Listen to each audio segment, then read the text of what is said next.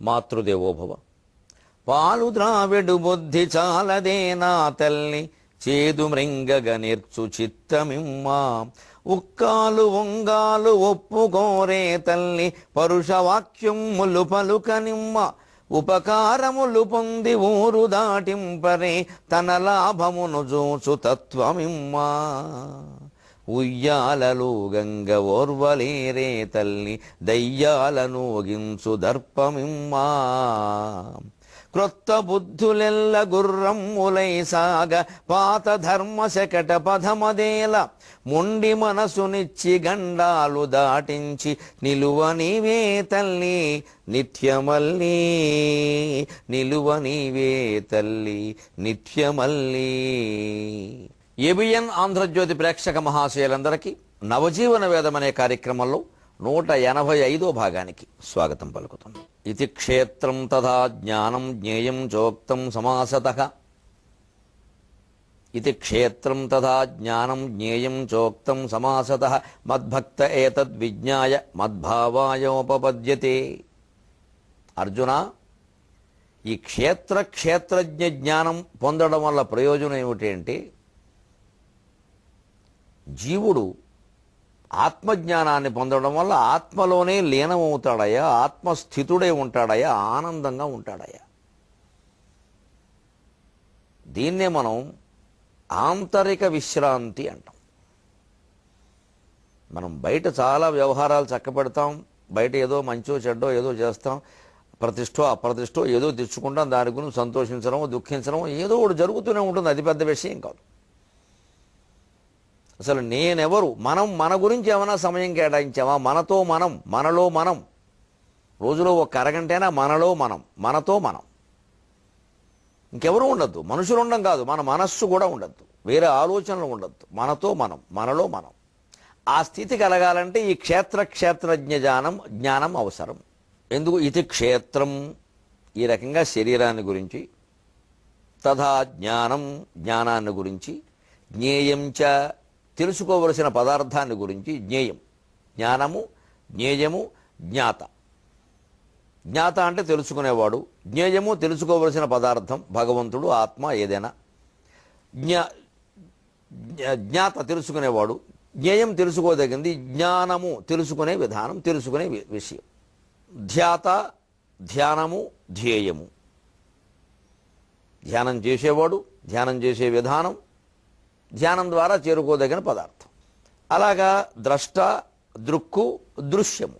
ద్రష్ట చూసేవాడు, దృశ్యము చూడబడే విషయం, దర్శనం చూడడం. దృక్ అదే చూపు.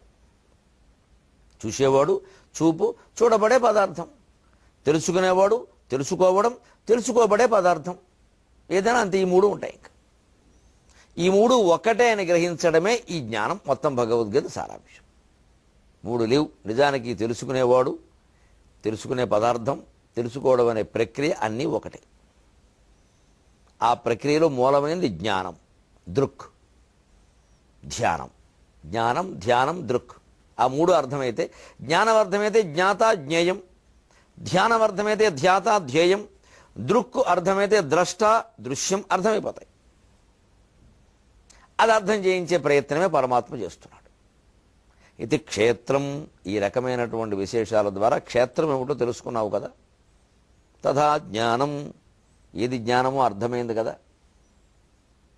ఊరికే పూజలు, నోములు, వ్రతాలు, పుష్కరాల్లో మునిగిపోవడం కాదు. తెలుసుకోవడం, తెలుసుకోవడం, తెలుసుకోవడం. ఆ తెలుసుకోవడానికి మార్గాలే ఇవన్నీ అని అర్థమైంది కదా. అదే జ్ఞానం. స్నానమే జ్ఞానం అనుకోవడం లేదు కదా.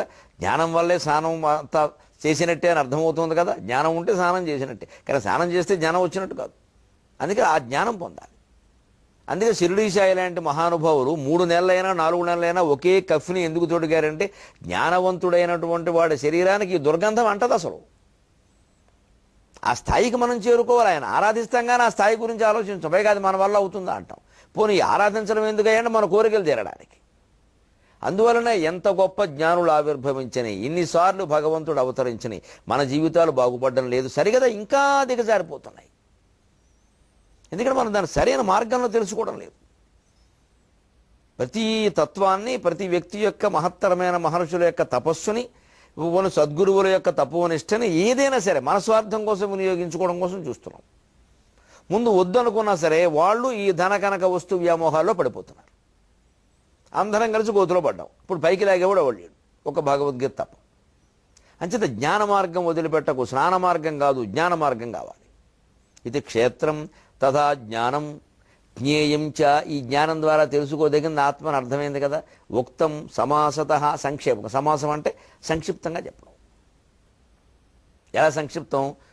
తెలుగు ఉపాధ్యాయుల కోసం ఒక మాట చెబుతాను. నాకు కాస్త తాపత్రయం. ఎందుకంటే తెలుగు ఉపాధ్యాయులు బాగా చక్కగా ఆకర్షణీయంగా పాఠాలు చెబితే జాతిలో నైతికమైన విలువలు బాగుంటాయండి. అందరూ ఉపాధ్యాయులు బాధ్యులే. తెలుగు ఉపాధ్యాయులు కాస్త ఎక్కువ బాధ్యత, ఎక్కువ పోనీ అధికారం అనుకోండి, బాధ్యత కాకపోతే అధికారం అనుకోండి. ఎందుకంటే సమాసేన, సమాసం అంటే సంక్షిప్తం. సమస్తంబులకు పదంబు లేక పదంబు కూడా సమాసంబు అంటాం. అంటే వ్యస్తంబులకు పదంబు లేక పదంబు కూడా సమాసం. విడివిడిగా ఉన్న పదాలు కలిపేస్తే సమాసం అయింది. అంటే విడివిడిగా ఉంటే ఏమవుతుంది? ఎక్కువ రాయాలి, ఎక్కువ చోటు కావాలి, ఎక్కువ పలకాలి, ఎక్కువ అన్ని వరుస కామాలు పెట్టుకుంటూ వెళ్ళాలి. అక్కడ లేకుండా ఒక సమాసంలో కలుపుతాం. దానికి ఉదాహరణ, చక్కని ఉదాహరణ సమాసం ప్రయోజనం చెప్పాలి అంటే సమాసేన అని భగవంతుడు సంక్షిప్తంగా ఎందుకు చెబుతున్నాడు అంటే, సమాసం ప్రయోజనం ఏమిటంటే భాగవతంలో ఒక పద్యం ద్వారా మనం తెలుసుకోవచ్చు. పర్యావరణం కూడా ఉన్నది. బృందావనంలో కృష్ణుడు బలరాముడు గోపబాలులతో సహా విహరిస్తూ ఉంటే ఒక గోపబాలకుడు వచ్చి, శ్రీకృష్ణ ఈ చెట్లు ఎంత బాగున్నాయో చూశావా, ఈ చెట్లు ఎంత గొప్పవో నీకు తెలుసా అని గోపబాలకుడు కృష్ణుడికి చెబుతాడు. కృష్ణుడు ఆనందంగా వింటాడు. ఎవరు చెప్పినా మనం వినాలి. నేను కృష్ణుడిని, నేను అవతరించాను, నువ్వు నాకు చెప్పక్కల్లా అంటే కుదరదు. ఆయనకు అహంకారం లేదు. అందుకే చెప్పబోయా, నువ్వు చెబుతుంటే వినాలనుంది, నువ్వు పద్యాలు కూడా బాగా పాడతావు, చెప్పబోయా అన్నాడు ఆయన. ఆ కుర్రాడికి ఆనందంగా చెప్పాడు.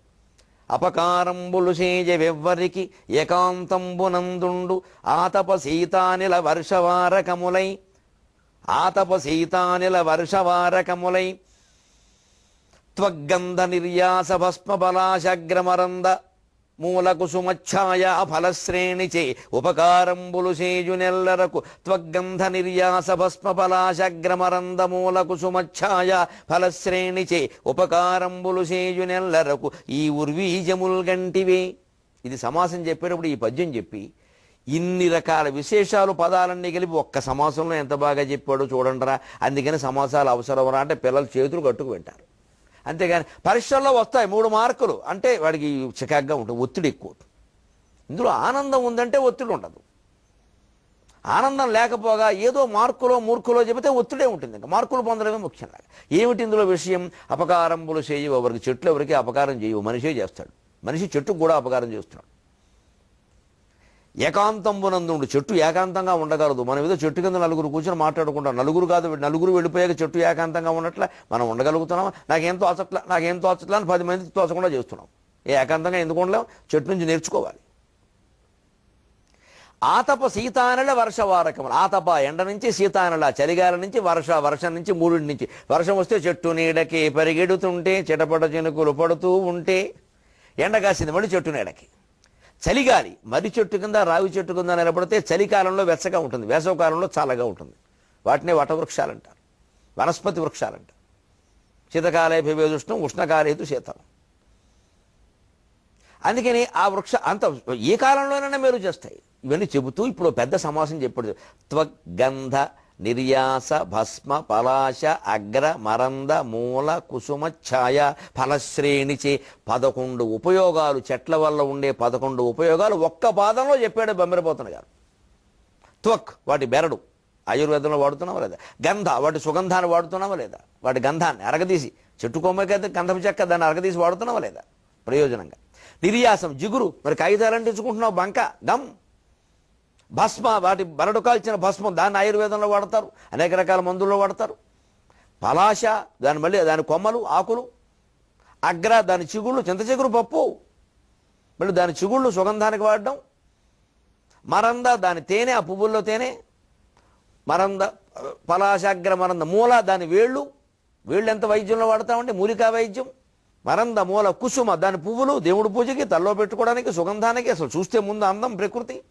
ఛాయ దాని నీడ, ఆ పైన ఫల దాని పళ్ళు. ఎన్నున్నాయండి? త్వక్ గంధ నిర్యాస భస్మ పలాశ అగ్ర మరంద మూల కుసుమ ఛాయ ఫలశ్రేణిచే 11 రకాల ఉపయోగాలని ఒక్క సమాసంలో ఒక్క పాదంలో చెప్పాడు. ఇది సమాస ప్రయోజనం. అంటే ఈ ఒక్క సమాసం గుర్తుపెట్టుకుంటే ఈ 11 ఉపయోగాలని వివరిస్తూ 11 పేరాలు రాయొచ్చు వ్యాసం. ఇంకా పైన అపకారాలు ఉపకారాలు ఆతప సీతానల వర్షవారకము ఏకాంతం దృష్టిలో పెట్టుకుంటే 16 పేరాల వ్యాసం రాయొచ్చు వృక్షాల గురించి ఒక్క పద్యంతో. ఇది తెలుగు పద్య వైభవం, తెలుగు పద్యంలో ఉండే గొప్పతనం. ఒక్క పద్యం 4 పాదాల పద్యం కంఠస్థం చేస్తే 16 పేరాల వ్యాసం రాయొచ్చు. కనీసం 4 పేజీల వ్యాసం రాయొచ్చు. వేరే ఏమి వ్యాసాలు ఎక్కడ చదవకల పిల్లలు రాసేస్తాడు. ఇది సమాసేన. ఇది క్షేత్రం తథా జ్ఞానం జ్ఞేయం చోక్తం సమాసతః మద్భక్త ఏతద్ విజ్ఞాయ మద్భావాయ ఉపపద్యతే మద్భావాయ ఉపపద్యతే.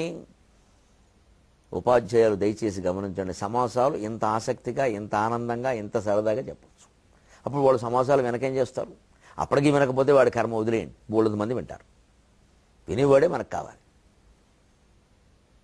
అందుకని ఈ రకంగా శరీరం గురించి దాని జ్ఞానాన్ని నువ్వు పొందావయ్యా, జ్ఞేయమైన పదార్థం ఆత్మాన్ని నీకు తెలిసిపోయిందా, ఇదంతా సమాసేన సంక్షిప్తంగా చెప్పేశానయ్యా. దీనివల్ల మద్భక్త ఏతద్ విజ్ఞాయ, నాయందు అనురాగము ప్రేమ భక్తి కలిగిన వాడు ఏతద్ విజ్ఞాయ, దీన్ని తెలుసుకుని మద్భావాయ ఉపపద్యతే, నా భావాన్నే పొందే ప్రయత్నం చేస్తాడు. అంటే తన్ను నన్నుగా మార్చుకుంటాడు. రామో భూత్వా రామం భజేత్ నా రుద్రో రుద్రమర్చయేత్. శివుడు కానివాడు శివుడిని అర్చించడానికి అర్హుడు కాదు. రాముడు కాకుండా రామాయణం చదివి ఉపయోగం లేదు. రామాయణం చదవడం ద్వారా రాముళ్ళా మనం అవ్వాలి, సీతలా మనం అవ్వాలి, హనుమంతుల్లా మనం అవ్వాలి, రావణాసురుల్లా అవ్వకూడదు.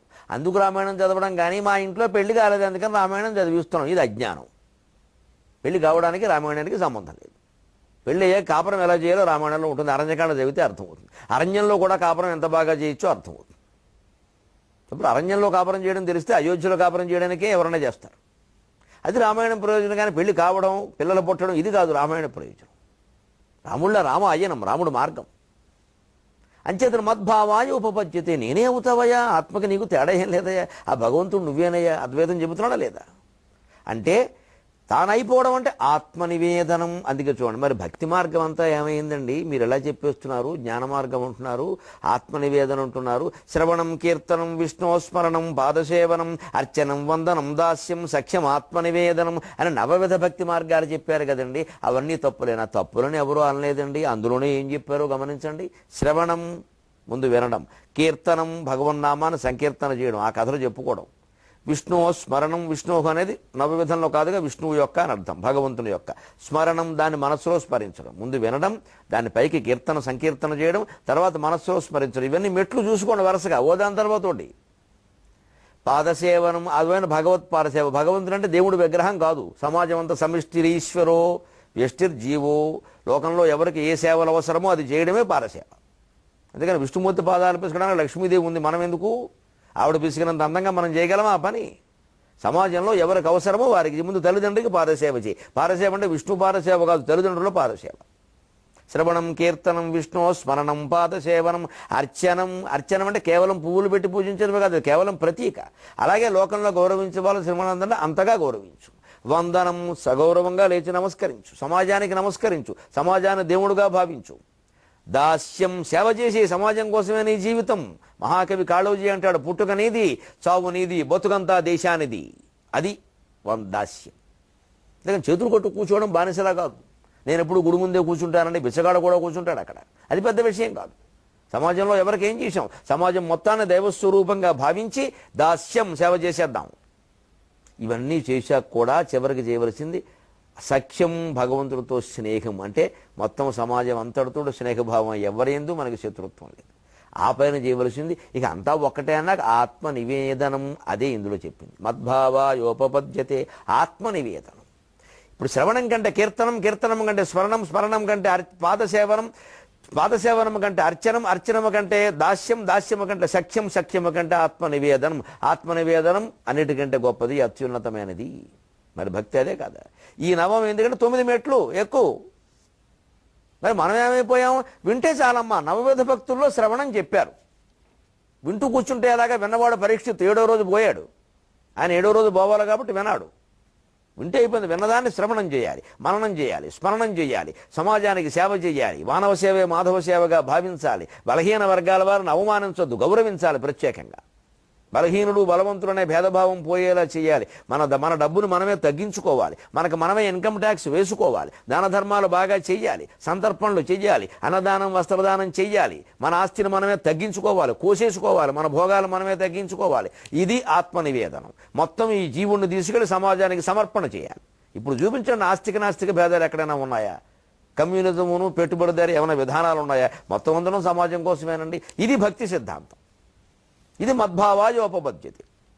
అది మానేసేసి నేను గుడి కట్టిస్తా, అక్కడ జపం చేసుకుంటూ కూర్చుంటా. ఇంకా విచిత్రమైన విర్రోటి బయలుదేరింది మధ్యన.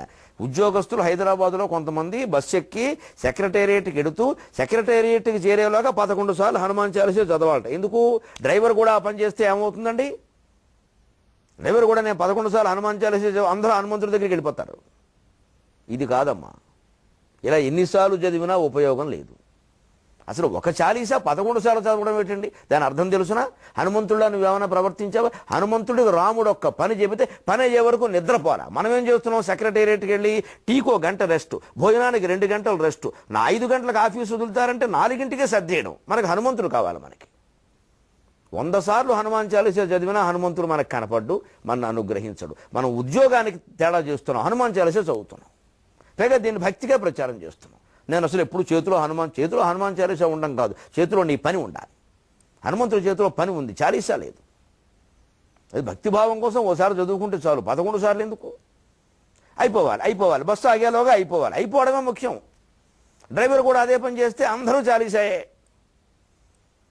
ఈ ఆలోచన చేయాలి. మూఢత్వంలో పడకూడదు. భక్తి గొప్ప తత్వం. సమాజం అంతా సంక్షేమంగా ఉండడం కోసం రామానుజాచార్యులు లాంటి వారు నవవిధ భక్తి మార్గాలు చెప్పి సామాజిక సేవ కోసం భక్తిని ఆ మహానుభావుడు బోధిస్తే మనం స్వార్థం కోసం వినియోగిస్తున్నాం, భయం కోసం వినియోగిస్తున్నాం. ఇదేం భక్తి అండి?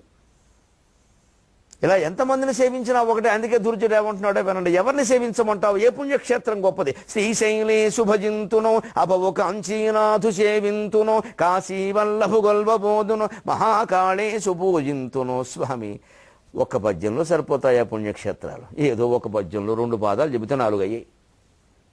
400 ఉన్నాయి, 4000 ఉన్నాయి, 4 లక్షలు ఉన్నాయి. మరి ఏదో గణపతి కథలో చెబుతారు 3 కోట్లు ఉన్నాయట. 300 కోట్లను కూడా అంటారు. సంఖ్య విపరీతంగా పెంచేస్తారు. పోనీ ఉన్నాయి, ఎక్కడ సాధ్యం అవుతుంది? దీనికి అందరికీ మూలం ఏమిటో చెబుతున్నాడు చూడండి. శ్రీశైలేషు భజింతునో అభవు కాంచీనాథు సేవింతునో కాశీ వల్లభు గొల్వబోదునో మహాకాళేషు పూజింతునో నా శీలం అణువైన మేరువను చున్రక్షింపవే. నా శీలం అణువైన మేరువను చున్రక్షింపవే. నీ కృపా శ్రీ శృంగార విలాసహాసములచే శ్రీకాళహస్తీశ్వర. శ్రీశైలేషు భజింతునో అభవు కాంచీనాథు సేవింతునో కాశీ వల్లభు గొల్వబోదునో మహాకాళేషు పూజింతునో నా శీలం అణువైన మేరువను చున్రక్షింపవే. నీ కృపాశ్రీ శృంగార విలాసహాసములచే శ్రీకాళహస్తీశ్వర. శ్రీశైలేశ్వరుని సేవించమంటావా? పునర్జన్మ నవిద్యతే అని చెబుతున్నారు. ఆ మాట ఎందుకు వచ్చిందో ఒక్కసారి ఆలోచించండి. శ్రీశైలంలో ఇప్పటికీ వీరశిరో మండపం అని ఒక మండపం ఉంది. దాని చరిత్ర తెలుసుకుంటే ఈ మాట ఎందుకు వచ్చిందో తెలుస్తుంది. వీరశిరో మండపం. అక్కడికి బాగా పూర్వకాలంలో కొన్ని 100 సంవత్సరాల క్రితమే శ్రీశైలం పుణ్యక్షేత్రంగా ప్రసిద్ధమే. మనమందరం రోజు 100,000 మంది వెళ్ళడానికంటే చాలా పూర్వమే గిరిజనులు, జంగములు, అడవుల్లో ఉండేవాళ్ళు, దూర ప్రాంతాల వాళ్ళు వచ్చి శివుణ్ణి సేవించేవారు. అక్కడికి వెళ్ళడం చాలా కష్టం. ఇప్పటికీ కష్టమే. సాయంత్రం 6 అయితే చిరుతపుళ్ళు శ్రీశైలం రోడ్డు మీద ఉంటాయి. ఎలుగుబంట్లు బండేసుకు వెళ్ళేవాళ్ళు భయపడుతున్నారు ఇప్పటికే. ఇక కొన్ని 1000-2000 ఏళ్ల క్రితం ఎలా ఉంటుందో చూడండి పరిస్థితి. శ్రీశైలం వెళ్ళడం చాలా కష్టం. వెళ్ళిన వాడు ఎవడు తిరిగి రాడు. అందుకే పునర్జన్మ నవిద్యతే. అంతే. ఇక అక్కడికి వెళితే అయిపోయినట్టే. పునర్జన్మ లేకుండా మోక్షం వచ్చింది పోవాయా. అంతకు తెగించిన వాడే వెళ్ళేవాడు. అక్కడికి ఆ రాలేక పాపం చాలా దూరంలో ఉండిపోయి ఆ మధ్యలో ఉన్న శ్రీశైల క్షేత్రం అసలు మూలమైన జ్యోతిర్లింగం దగ్గరికి రాలేక ఆ దూరం నుంచి చూసి పరమేశ్వర రాలేకపోతున్నావా అంటే ఆ వాళ్ళ భక్తికి, ఆ గిరిజనుల భక్తికి పరమేశ్వరుడు సంతోషించి స్వప్నంలో కనిపించి మీరు ఎక్కడ పడుకున్నారో అక్కడి నుంచి నా శిఖరం చూస్తే చాలురా, ఇంకేం అక్కర్లేదు, నేను మీకు ఇచ్చాను అవకాశం అన్నాడు. అది భగవంతుడి యొక్క దయ. దీన్ని ఒక సెంటిమెంట్ చేసి అక్కడి నుంచి చూస్తే కానీ కుదరదని పెట్టుకున్నాం మనం. అక్కడి నుంచి చూడక్కల్లా. ఇప్పుడు శ్రీశైలానికి శిఖరం హాయిగా ఉంది, ఆలయ శిఖరం. మనం ఆలయం దగ్గరే చూడొచ్చు, పైగా అలా నీళ్ళలో చూపిస్తున్నారు చూడొచ్చు. ఇక మళ్ళీ అక్కడికి వెళ్ళి చూడక్కల్లా ప్రత్యేకంగా. అక్కడి నుంచి చూడడం ఎందుకు వచ్చింది, అక్కడి వరకు వచ్చి ఆగిపోయేవాళ్ళు, వెళ్ళలేకపోయేవాళ్ళు. ఆ వెళ్ళలేని వాళ్ళ కోసం భగవంతుడు కళ్ళలో కనిపించి ఇక్కడి నుంచి చూస్తే చాలరా, అసలు మీకు పునర్జన్మ లేదురా, వెళ్ళండిరా. అది శ్రీశైల శిఖరం దృష్ట్యా పునర్జన్మ లభించింది.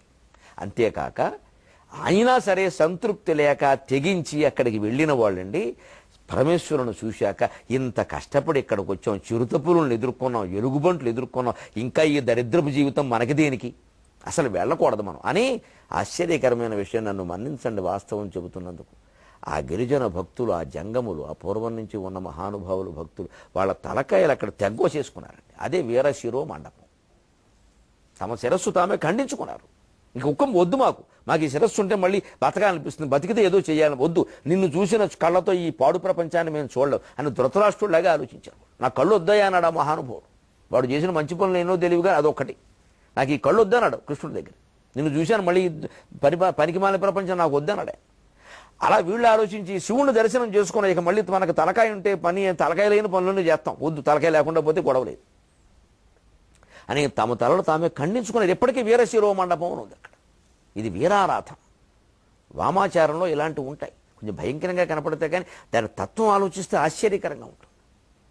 శ్రీశైలేషు భజింతును అంత కష్టం కాబట్టి ఇక్కడ చెప్పాడు. అభవు కాంచీనాథు సేవింతును, ఎక్కడో కంచి క్షేత్రం వెళ్ళి కాంచీనాథుడిని ఏకాంబరనాథుడిని సేవించమంటావా? కాశీ వల్లభు గల్వబోధన, జీవితంలో ఒక్కసారి కాశీ వెళితే చాలండి. ఎవరు పూర్వం మీరు సౌకర్యాలు లేని కాశీ వెళ్ళేటంటే మళ్ళీ తిరిగి వస్తాడని నమ్మకం లేదు, అందుకే కాశీ పెడితే మోక్షం అన్నారు. ఇక రావడు కష్టం అది. ఇప్పుడంటే ఏదో వచ్చేస్తున్న విమానాలు ఉన్నాయి, రైళ్లు ఉన్నాయి, ఇప్పుడు రావడం జరిగేది కాదు. అందుకే అక్కడ ఉండిపోవడానికే వెళ్ళమన్నారు. కాశీ మళ్ళీ తిరిగి రావద్దని చెప్పారు. కాశీ యాత్ర అంటే ఇక అయిపోయినట్టే. అందుకే కాశీ మజిలీ కథలు పుట్టాయి, అంత సుదీర్ఘ యాత్ర కాబట్టి. అటువంటి కాశీ వెళ్ళమంటావా? మహాకాళేశు పూజింతునో ఉజ్జయిన్యాం మహాకాళ, మహాకాళేశ్వరుడు సేవించమంటావా? సాధారణంగా కాశీ వెళ్ళిన వాళ్ళు అక్కడికి ఆ మహాకాళ క్షేత్రానికి ఉజ్జయిని ఇవన్నీ పెడతారు, వైద్యనాథ్ ఇవన్నీ. అదొక యాత్ర. ఇక ఎక్కడ తిరగమంటావు? అందుకని ఇవన్నీ నేను తిరగలేనయ్యా, ఎవరిని పూజించాలో కూడా నాకు తెలియదయ్యా.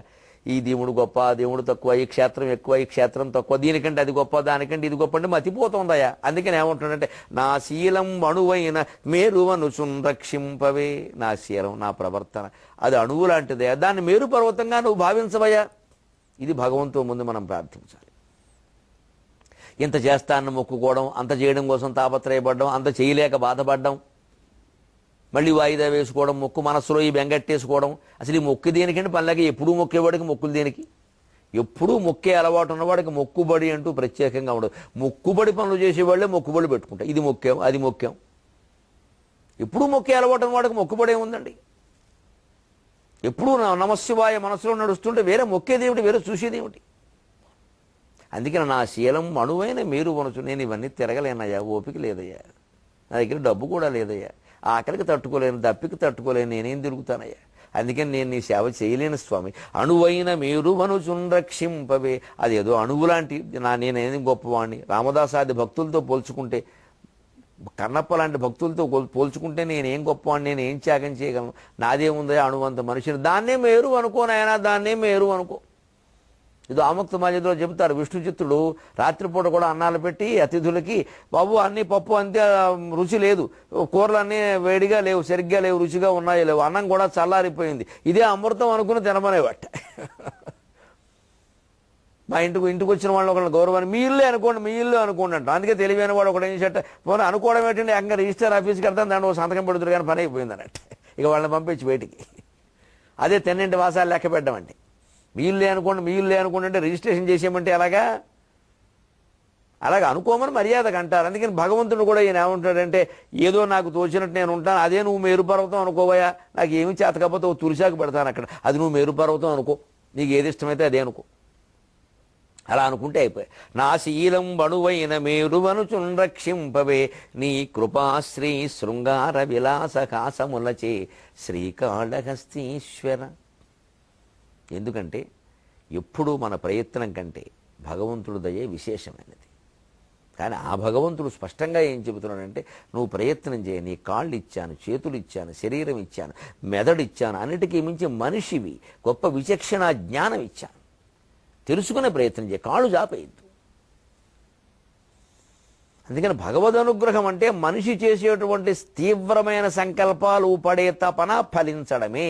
యోగ వాసిష్ఠంలో చాలా స్పష్టంగా చెబుతారు, జీవుని యొక్క సంకల్పములు తీవ్రమైన తపన కారణముగా ఫలించును, ఇదే దైవానుగ్రహ స్వరూపము అన్నారు స్పష్టంగా వాక్యంలో. దేవుడు ప్రత్యేకించి అనుగ్రహించడు, మన తపన నేను రాలేకపోతున్నాను, ఇదే అయ్యా, ఇదే శ్రీశైలం అనుకో, ఇదే కాశీలే అనుకో, ఇల్లే వైకుంఠం, కడుపే కైలాసం నాయన అనే భావన మన మనస్సులో ఉంటే దేవుడు అక్కడికే వస్తాడు. శ్రీశైలం విషయంలో మనం చెప్పుకోవాలా, గిరిజనులు వాళ్ళు పూర్వం యాత్రికులు లేని వాళ్ళు వెళ్ళలేక దూరంగా ఎక్కడో కొండ మీద పడుకుని, స్వామి నీ దగ్గరికి రాలేకపోతున్నావు, నువ్వు ఎక్కడో లోయలో ఉన్నావు, మేము ఈ కొండ శిఖరం మీద ఉన్నాం, ఏం చేయాలో తెలియదు. అక్కర్లేదురా, అక్కడి నుంచి చూడండి శిఖరం కనపడుతుంది చాలు, మీరు వెళ్ళండి వెనక్కనడు ఆయన. అంతది అనుగ్రహం. అంటే వాళ్ళు అనువంత పరిశ్రమ చేస్తే దాన్ని మెరుగుగా భావించలేదు. నా శీలం అణువైన మేరువనుచున్ రక్షింపవే నీ కృపాశ్రీ శృంగార విలాసహాసములచే శ్రీకాళహస్తీశ్వర. ఎంత విచిత్రమైన ప్రాస వాడండి, కృపాశ్రీ శృంగార. తెలుగు పండితులు గమనించండి, శ్రీశైలం అని శవర్ణప్రాసతో మొదలుపెట్టాడు. శవర్ణప్రాస ఇక్కడ మరి చివరిలో కూడా మరి శవర్ణప్రాస రావాలిగా, మళ్ళీ ఆయన శ్రీకాళహస్తీశ్వర అంటాడు. ఆ శ్రీకి మళ్ళీ శ్రీ ఇక్కడ ఎత్తి సరిపోవాలి. అందుకని నీ కృప అనే మూడో పాదం ముగించి శ్రీ శృంగార విలాసహాసములచే శ్రీకాళహస్తీశ్వర.